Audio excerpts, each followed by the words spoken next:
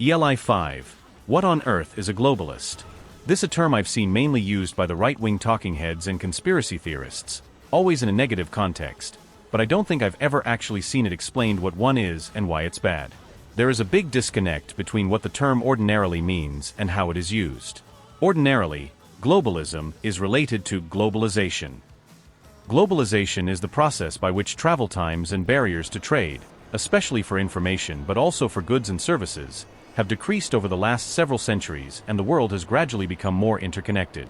Globalism is an ideology that seeks to pursue greater globalization. Globalism, the pursuit of globalization, could be said to date back even to Alexander the Great and the Roman Empire. To understand how the term is used by the people you mentioned, firstly you have to understand what a dog whistle is. Real dog whistles are ultrasonic. They make a noise that dogs can hear but humans can't. A dog whistle is a phrase that has a different meaning when heard by certain people, but flies under the radar with everyone else.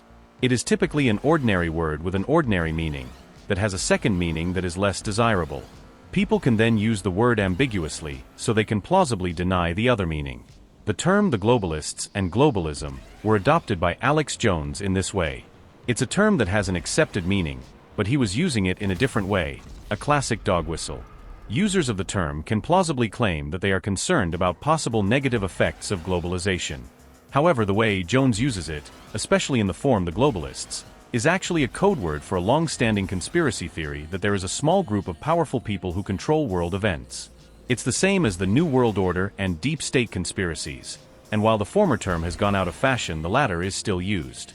The reason why this is thought to be bad is that the conspiracy theory imagines that this small group is planning to institute a global totalitarian government, to remove self-governance and sovereignty from those countries that have it, and that steps towards greater globalization are conducted in pursuit of this authoritarian vision.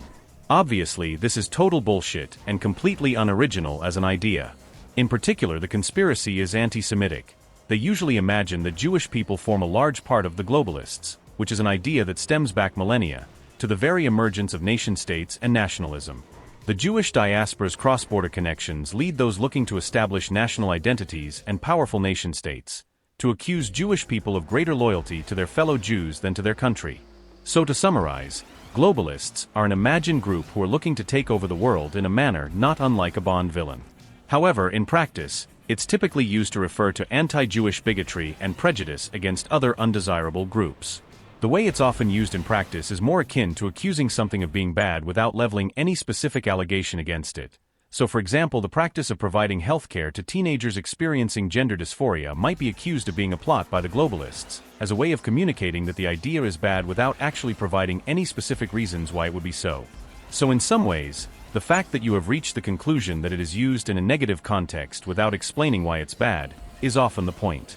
In particular, the conspiracy is anti-Semitic. They usually imagine that Jewish people. Suddenly something just clicked in my head. When Trump appointed Gary Cohn as his chief economic advisor, I remember his supporters melting down over appointing a globalist. I thought, well yeah, you probably should have someone that understands the global economy in that kind of role. But now I get it. His name is Gary Cohn, a Jewish name. I can't believe it was that. Which is very funny, because by the original definition most wealthy capitalists are globalists, especially Musk. The guy is literally a foreign-born multi-billionaire who has business interests across the world to which he seems more loyal than he is to the United States. But apparently the wealthiest man in the world trying to buy off governments around the world is okay as long as it isn't a Jewish person doing it.